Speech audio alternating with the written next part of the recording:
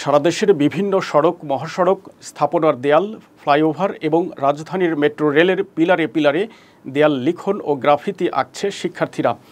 যেসব চিত্রে শোভা পাচ্ছে বিভিন্ন প্রতিবাদী স্লোগান, স্বৈরাচারের নানা জুলুম অত্যাচারের প্রতিচ্ছবি এবং বৈষম্য বিরোধী ছাত্র আন্দোলনে শহীদদের বিজড়িত নানা স্মৃতি।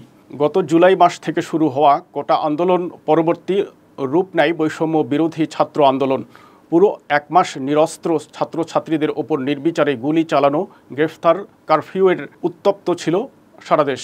অবশেষে ছাত্র জনতার বিক্ষোভে গত ৫ আগস্ট টানা ১৫ বছর ক্ষমতায় থাকার পর ভয়াবহ পতন হয় শেখ হাসিনার নেতৃত্বে থাকা স্বৈরাচার সরকার আওয়ামী লীগের। প্রধানমন্ত্রী হিসেবে পদত্যাগ করে দেশ ছেড়ে পালান শেখ হাসিনা। এরপর থেকে দেশের পরিস্থিতি স্বাভাবিক করতে বিভিন্ন পদক্ষেপ নিয়েছে শিক্ষার্থীরা।